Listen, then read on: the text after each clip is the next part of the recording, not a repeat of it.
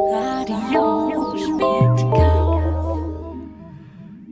Hello and welcome to Radio Spätkauf. This is the Berlin podcast. We bring you all the news from Berlin. My name is Joel. Hi, I'm Andrew. And we're going out tonight on Reboot FM, which is 88.4 in Berlin, 90.7 in Potsdam. And as always, you can catch us online from our own website, radiospätkauf.com, where we keep a huge backlog of wonderful archival podcasts from over about 3 years. So if you want to know what's been happening in Berlin over the past few years, head to the website. Wonderfully curated by Andrew. What have we got coming up tonight? Yeah, back to today. So coming up on today's show, Berlin is gearing up for the summer, but it's bad news for those out-of-work actors, as all the human statues around Brandenburger Tor have been told to shuffle off. Now, we like to party. I bet you do too. Joel has some top tips on keeping the neighbours away. And finally, we discuss the reappearance of an old GDR youth group. And we've got music. Dylan 3, a Berlin-based artist. That's right. Unfortunately, Maisie can't be here. She's again on tour, but she'll be back hopefully next time. She's going to have some great stories, eh? Well, she's going to miss out this chat about the GDR youth organisation. Yeah, that'd be right up her street. Yeah, she's gonna be angry that we talked about that without her. Well, what can we do? First news item. Yeah, Oranienplatz, the refugee camp has been cleared. It has. It's been there for how long? Well, 2012, so basically when I arrived in Berlin, so I've not really known it to be anything different to this. Well, in case you wonder what it was like once, there used to just be an empty square. Okay, I was wondering if maybe it was going to be used now for, cultural things or... Well, you can sit and have some tea there, but you might have noticed that along Oranienplatz there's been a refugee protest camp there for many, many years, many months. And the protest has been by a group of refugees who walked up from Italy, and they were protesting Europe's handling of refugees generally. And they parked themselves there, set up an information tent, and slowly developed a small camp where they were holding their protests, basically. They wanted better rights, weren't they? They were asking for better rights for refugees, rights to move around Europe, just basically drawing attention to the whole issue of refugees in general. And so, this has been there for many months, and it's been a huge bone of contention. The city government hasn't been very happy about it, and they've done all they can to get rid of it. And finally, after many months of wrangling, they actually did manage to clear the camp. And it happened last week. And it was, the local newspapers reported it as being a peaceful clearing. But if you actually watched the YouTube videos that were put up by everyone observing it, it was anything but peaceful. They did some kind of divide and conquer tactics to try and actually get the refugees out of the camp. They promised one group they basically split the refugees and they offered them a hostel to move into, but some of the refugees weren't also happy about that, and they wanted to remain. So there was actually a scene of conflict where half the refugees were pulling down the tents, and the other half were trying to stop them and were fighting them. So it did get a bit ugly.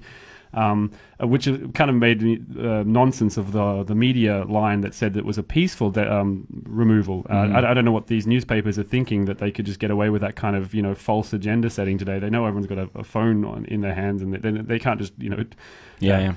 But I think that the council have been trying to do this for quite a while. For the last year, they've been offering these kind of people residence. But I think the point is that it's only a temporary place, isn't it? It's for 6 months, and they're getting the right to live in Germany for 6 months. But I think the other group of refugees are worried that after those 6 months, what's going to happen? They might just be cleared out. And the whole point of having this refugee camp was to raise awareness of what was going on. So now if they're in their own private homes, then maybe the Berlin Council can then move them on quietly. And the public can forget about the issue. Exactly. That's why some of them wanted to stay there. In fact, one lady has decided to stay there anyway. She moved herself up into a tree, and she's been on a hunger strike for a few days, and she's sort of camped out in the tree. I don't know how long that will last. It can't be too comfortable up there for her.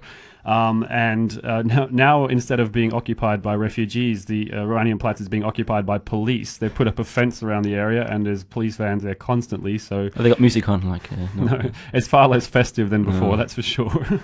Yeah, but so that's the end of that little story. One sort of quite. There's been, of course, some social media fuss over this issue, and one group of young Christian Democrats decided to use the opportunity to go and take a picture of themselves on the Platz there on the square, holding a sign saying "Danke Frank." Now, this is a really bad taste move by these young Christian Democrats. Frank Henkel is the name of the senator from Berlin, the justice and police minister. He's very tough. He's trying to crack down on everything in the city, and basically he was the one who wanted to force them out by police. And so these young conservatives went there and took this really bad taste picture saying, "Thanks, Frank, for clearing the refugees off the square." And they got mocked all over social media. Of course, people took this picture and used it as a meme and made them all look quite ridiculous. But the other politician who's sort of getting credit for this is her name is Dilek Kolat, and she's the integrations minister from the SPD, and she's the one who kind of did a lot of the negotiation that got the refugees to actually agree to move. And as a result of her work here, she's being now touted as a potential future mayor of the city. So you'll be hearing that name a bit more in the future, Dilek Kolat. But yeah, that's the end of quite a chapter in central Kreuzberg there. It makes you wonder what the relationship was like between this Libyan group and the Nigerian group, because if they were together for the last 2 years, it makes you wonder if they've been quite a tight family together, or if it's just now that they've separated. Like maybe this event has completely then destroyed the union.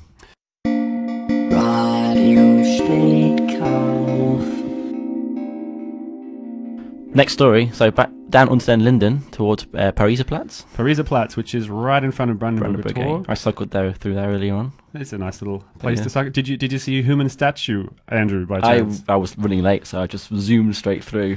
Well, I can guarantee you did not see a human statue, because the Mitte District Council had had enough of these costumed people standing in front of the Brandenburg Gate, where they pose for photographs for tourists and they collect donations. So the Mitte Council has declared a ban on human statues, so that includes uniformed soldiers, cartoon figures like Yoda and Darth Vader, Mickey Mouse, and even the poor Berlin Bear, who isn't really actually a character at all, but got invented for the purpose of... Now, why is this then? Well, they want to crack down on all these people because, the argument is by the local councillor is that they're spoiling the historic value of the location by making it kind of too cheesy, by having like a cartoon character like Mickey Mouse who's got nothing to do with the Brandenburg Gate standing there. But the tourists seem to like these characters, so I don't really see the harm. But apparently, street musicians, they're still tolerated. So beer bikes. No beer bikes. We've been through that, haven't we? We've been through that. No beer bikes are allowed down that way. So I really think this might be just another example of the fun police, because what's the harm in having a cartoon figure in front of Brandenburg Gate? It's true. If people are willing to pay the money to have a photo taken, then maybe they should just be allowed to.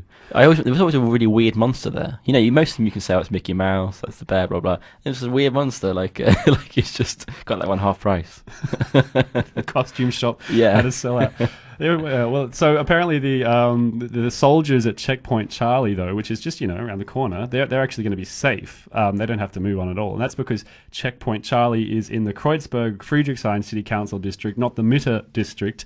And Kreuzberg is still quite tolerant of all the street actors. So now there's been some speculation in the local newspapers that the street figures are all just going to move on across the road, go down to, and they've even been talking about the human statue mafia, as if these people are some kind of organized gangs who are out there to make and they're making a fortune off €1 at a time. Did you not see those old black and white pictures of Checkpoint Charlie with Mickey Mouse stood there when they're doing the crossings? Well, he tried to get through a few times. Yeah.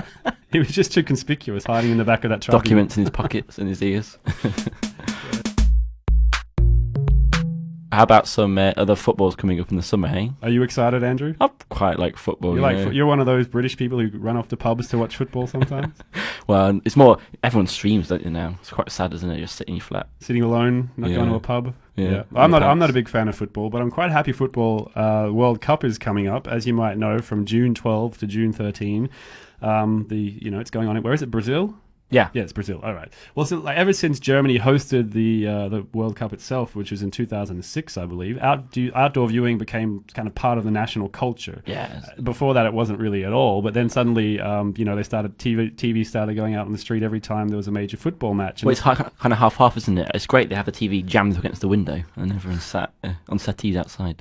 Well, at least they're getting together, right? So this newfound love of outdoor screenings is actually now colliding with Germans' other favourite passion, which is to prosecute outdoor noise and noise late at night. Now that's because the games are taking place in Brazil, and because of the time difference, all of the games are going to be played between 10 p.m. and midnight here, which is of course quite late.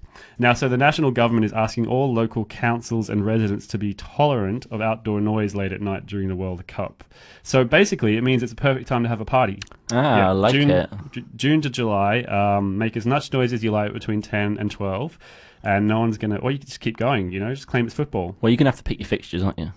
I don't even know what that means. When they're on. You can't have a party anytime. You've got to pick when there's a fixture. Oh, right, yeah, okay, yeah. So actually time it with the sport. And you're going to have to make noises. What do you think people are really going to know? I just claim it's I wouldn't know. I wouldn't be any wiser if there's a game on or not. Yeah, but I think, but really, you've got to practice these kind of like, ooh, that's a close one. So you can only have parties where you're making kind of grunty male bonding. And if kind of noises. If someone comes to the door, you've got to go home. It's a great game tonight, isn't it? That sounds like my kind of party. So that sounds fine. First song of the night, and we're going to be playing a Berlin artist. His name is Dylan3. He's got some kind of nice electro tunes, and I'll tell you a little bit about him after the song.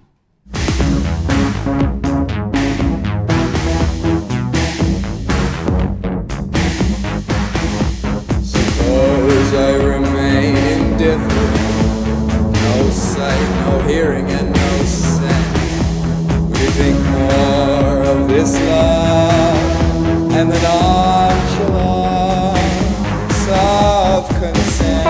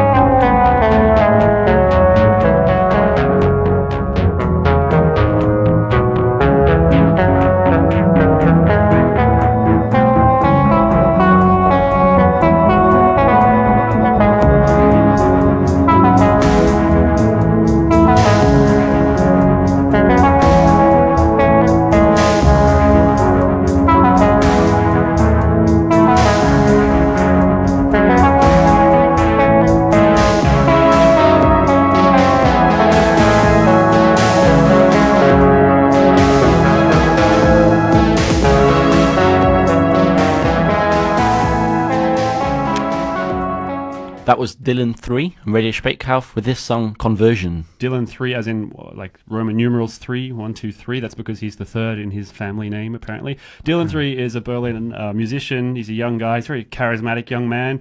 You see him walking around Neukölln in quite loud clothes, and he's a nice chap. Is he a pal, is he? Or? Yeah, I say hello to him. That makes him a pal. Yeah, sure, he's a pal. And he's interesting. He's more like a kind of performance artist when he actually sings live. He does this routine sometimes where he acts as a like 1980s style televangelist / motivational speaker, and on stage he's very convincing. Yeah. Okay, I was ready to give him my money. Where's he been playing at? All over the place. You'll see him around. Dylan3. We'll make a link on our various communication channels. Actually, yeah, you can hear that on. We've got a page now on Mixcloud, and you can hear all the music on that page. So that's the best. That's the place to go for Dylan3 this week.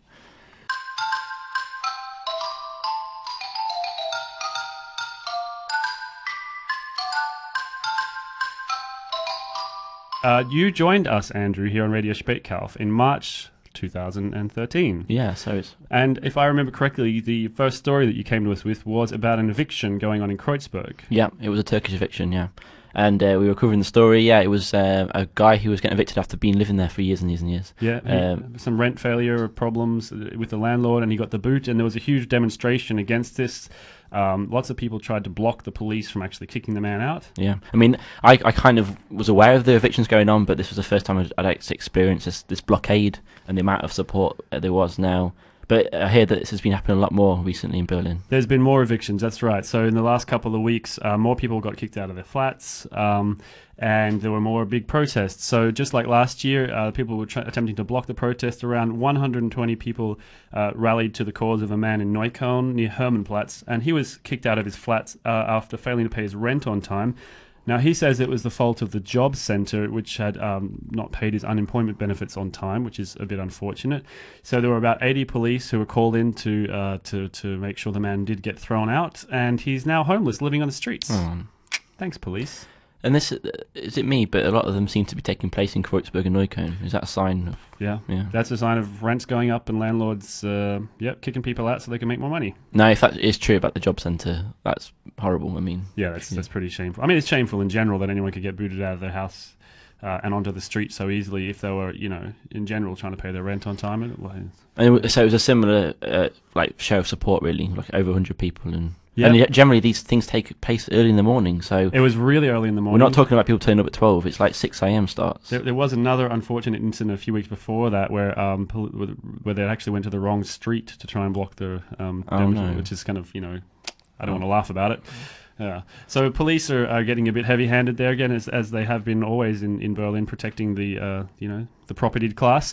Now apparently they're using another method, which is to use ghost SMSs to try and locate people who are under surveillance. Ghost SMSs? Yeah. So in 2013, police sent over 250,000 stealth SMSs, which is some kind of new, I don't know, it's not new at all actually, but it activates a signal from the phone without the user ever knowing it's happening.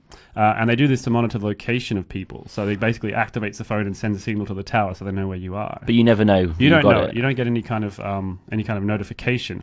So this has been an increasingly popular form of surveillance in Berlin. The Pirate Party unearthed that this very NSA-style observation program has been going out. And so you never know. If you've been to one of these demonstrations, you probably are on that list. Did they have everyone's number down then with names? Well, they also used some other tactics a few years ago where they were scanning all the mobile phones in any particular region around a demonstration and keeping a database of them and then cross-checking them, so they kind of had this database of numbers of people who are regularly going to demos. Okay. And they used this to find people who are burning cars. So they would always track who had been in the area of a burnt car at the time, and then they cross-checked it and they found so that's I mean, in a country like Germany, it's surprising that it happens. Yeah. And hold up, next story is more police related, isn't it? Yeah, another demonstration. This is our little progressive lefty section for the. We're not anti-police, but well, I don't know about that. Okay. So apparently there were over 4,800 demonstrations in Berlin last year, which is a record number. And as Maisie pointed out when we aired the statistic not long ago, that's both an increase of left-wing and right-wing demonstrations. But starting from now, the police say they're not going to release information about the planned route of registered demonstrations. So they won't tell you in advance where the demo is going to go. So that effectively means that anti-fascist groups can no longer mobilize to counter demonstrations against Nazi demonstrations, and the police are saying this is just an administrative thing. It's difficult to give out the information, and it creates too many problems if people know where the routes are going. But it really doesn't do much to counter that kind of widespread belief that German police are sympathetic to neo-fascists. But there you go. It's not positive, is it?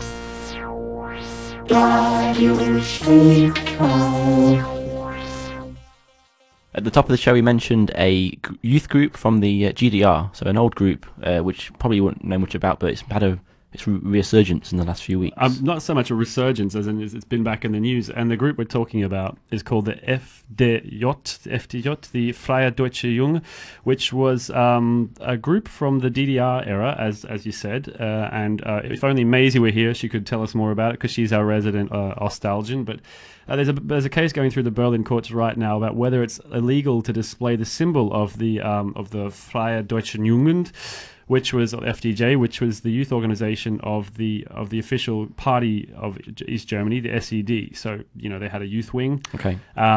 And this organization was actually banned in West Germany in the early 50s, but it was a huge deal in the East. A lot of people joined it, and you were kind of pressured to join it, actually. It was like a thing you had to do, and if you didn't do it, it ruined your chances of getting jobs and all the rest of it. You with us or you without us, that kind of... Yeah, something like that. But this organization also did a lot of things that were, the ostensibly positive, like they would put on parties for youth. Like, they put on like DJ nights, cassette DJ nights, actually. Maisie, if you want to look through we'll put a link. Maisie did a great little story about the cassette DJs of East Germany and how they used to have to press play and stop and mix with cassettes. So this was the kind of thing that the FDJ did. And but after the reunification of the East and the West, the legality of this organization was never actually really clarified because it was illegal in the West, but perfectly legal and encouraged in the East. And so this issue wasn't really sorted out. And this organization still has a lot of supporters in the East. Because they, ostensibly did some positive things for society. So in any case, so we'll bring it back up to the current day. There's two old supporters, one who's aged 39 and one who's aged 29, and they were recently prosecuted by police for wearing the FDJ symbol in front of a demo at the Berliner Mauer Gedenkstätte, which is up on Brunnenstraße. Yeah. Yeah. You say they were showing their logos. What do you mean? They had it on a jumper or a shirt? It was either a pair of pants or a shirt that had the logo on it. Okay. So they an old uniform or an old not uniform, but something like that. So supporters outfit of some kind. Yeah. And an old man who's observing this asked the police to fine these people, and so they did. They got a fine of 2,700 euros each for wearing the logo of a banned organisation. So the men are fighting this fine in court, and the court's got to decide whether or not this symbol, which was legal in the East but illegal in the West, can still be illegal in unified Germany.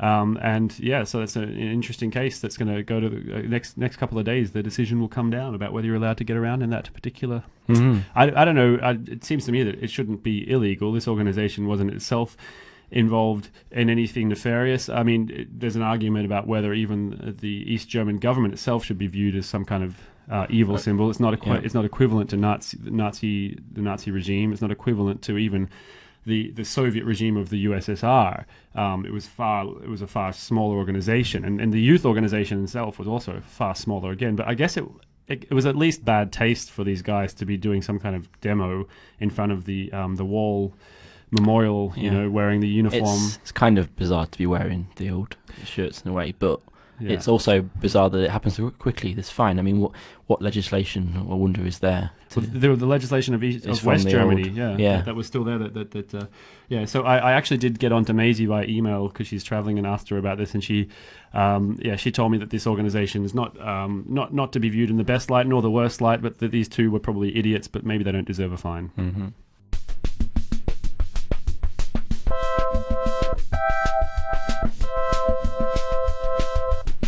Now, Joe, what do you always say to me? I'm British, and what do I love? British people have this bizarre obsession with anything to do with Hitler, right? I mean, just news stories about Hitler. It's true. I know some journalists who worked for British newspapers in Germany, and all they ever get asked by the editors are, "Can you get us something on Hitler? Give us some, old Nazis found or Nazi memorabilia or anything at all." So, hey, well, I've got some on Hitler. What have you got, Andrew? So excited. Maybe people have seen this already, but some coffee cups were made in China. And the design was all laid out, and the designer basically used an old stamp which had the bust of Hitler on it, and he laid this out into the coffee cup and got them printed, not realising who it was. He said he didn't realise who the portrait was. So the cups were made in China. Yeah, and then they were shipped to this place in Bielefeld, yeah. So left of Hanover, I think. It's a small little town that's notorious for being boring. Okay, these cups arrived. They were unpacked. And they didn't realise, and people have bought these cups with the Hitler portrait on. Apparently, they didn't realise. Yeah, who wouldn't not? I mean, on this whole planet, is there someone who wouldn't realise what Hitler's face is? It's kind of semi-faint on the picture, but the picture of him. But the good news for them, anyone who bought them now gets a €20 gift voucher. Why? I don't know. Maybe I think the shop's maybe quite embarrassed about selling so the shop itself, Hitler memorabilia. Yeah. But hang on, it was sent to a museum. Wow, now a museum in Bonn is saying that they would like to take them on. I think they were just interested in what it can mean socially. I don't understand exactly why the museum wants them, but I mean... Well, you're an artist. You've seen exhibitions on less important things, haven't you? I'm going to try and pick one off eBay. Well, it's going to cost you at least $20, isn't it? Now... For the next little item, we really should have a little jingle for this, shouldn't we? Because we always cover this. Come on, make the jingle. Do it live. Berlin Airport. How's that? That's pretty good. Get that on file. BER. Yes. News about the BER. We're always talking about the BER. Why are we talking about the Berlin Airport this time, Andrew? Well, the money's gone up, and the pretty horrific statistic what came out was that apparently only 4% of the whole airport is ready to be open. 4%. I mean, that means that there's 4% that they could, if they open it now, that'd be ready to go. I don't know if that's like the coffee shop or the gift shop. Yeah. And they need to get a further 1.1 billion to cover the costs. It is a ridiculous ongoing saga out at the Berlin airport, and I'm kind of sick of talking about it because it's just the story doesn't get any better. It just keeps getting worse. And as Andrew said, the news this week is that the manager of the airport, the guy who was brought in to oversee the whole thing, the big hero who was parachuted in to take charge, has apparently also doing a terrible job. After a couple of months, they've realized that it's still far behind where it needs to be. And he's asked for an extra 1.1 billion euros to finish the job. That would take up the total cost to nearly 6 billion. That's insane. Yeah. That's just insane. And it's not, and that is, even with that money, there's still no fixed date in Well, I think South that's Pole. clever. Because, in the past they've always said it's open here. But isn't Klaus Wowereit going to be taking more of a leading role again? Well, he was forced to go back into the oversight board because of a complete cock-up on his part. So it's not like it's any help that he's there, actually. He was the man who oversaw he was blind on the job, at least, while all the problems were going on. Now the new boss is also no better off. They're also having problems because the local residents around the airport are actually successfully fighting in the court to get the noise reductions and night landings banned. Yeah. So even when this €6 billion airport opens, they're not going to be able to fly planes as often as they want, I or think that on was the routes they want. Yeah, they said that this noise installation thing was going to be costing 400 million, and that's doubled now to 800. So I think that's part of the kind of 1 billion noise extra reductions. hike. Yeah. Have put the cost up. So look, what can you say? Just Anyway. it's ongoing. I mean, I hope they never finish it. It's endless material for us, right? I'm waiting to do our compilation still. It's going to be fantastic. Yeah, hit the website because Andrew's doing lots of nice little snippets from previous shows, and you can catch up on all that stuff.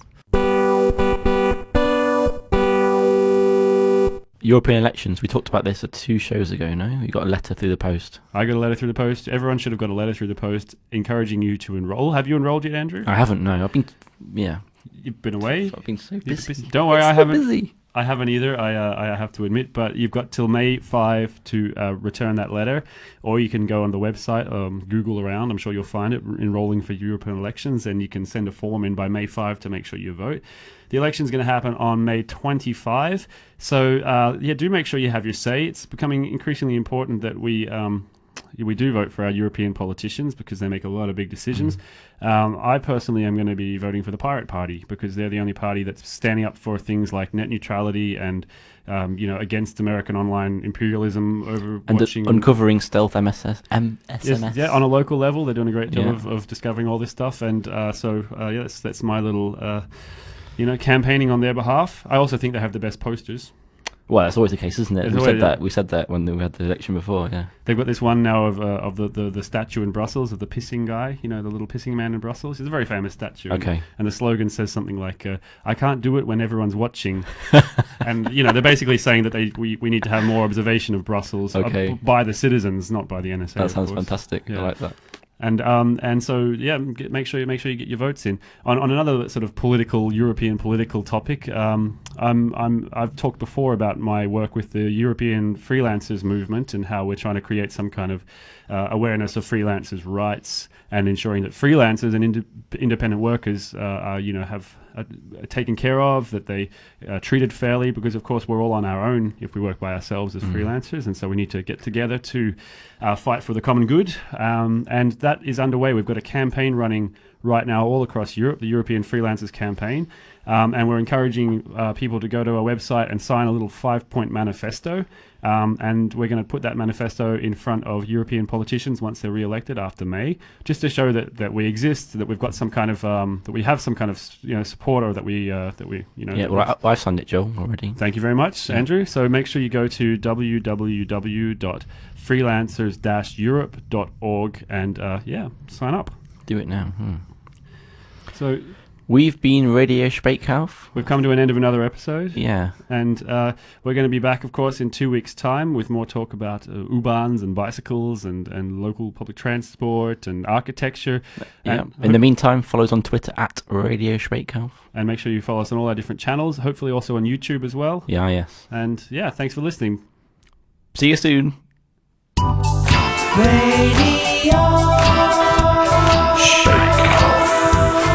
With Maisie, Joel, and Andrew.